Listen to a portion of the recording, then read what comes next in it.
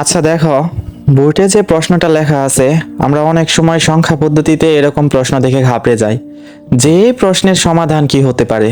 এখানে বলছে রাফির ঘড়িতে ঘন্টা 0 মিনিট বাজে।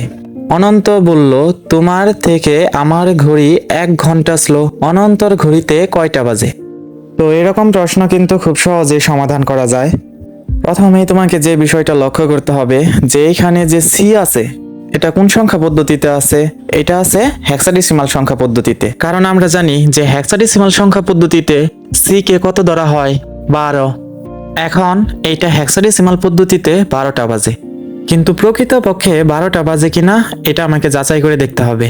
তাহলে প্রকৃতপক্ষে রাফির ঘড়িতে কয়টা বাজে এটা আমরা কিভাবে যাচাই করব? তো এটা যাচাই করার জন্য আমাদের কি করতে হবে?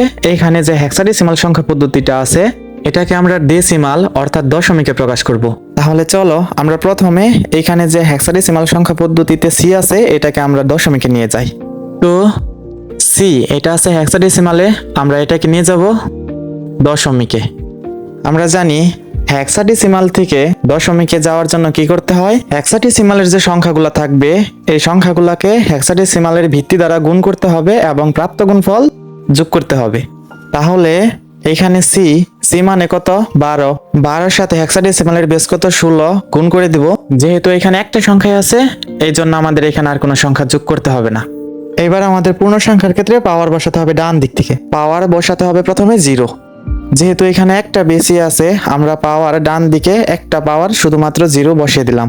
এইবার 12 গুণ এইখানে 16-র উপরে পাওয়ার আছে 0। আমরা জানি সূচকের নিয়মে a to the power 0 is equal to কত? 1।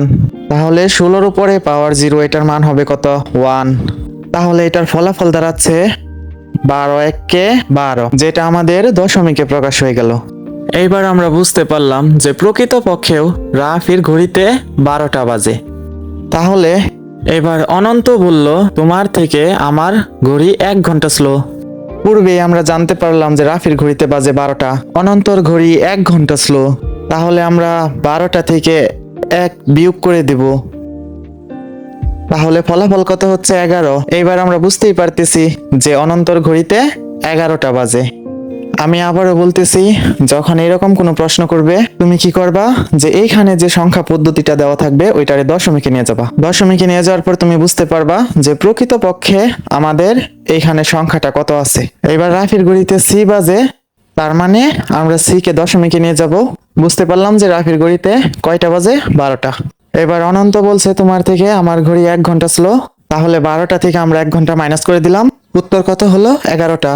Thank you for watching.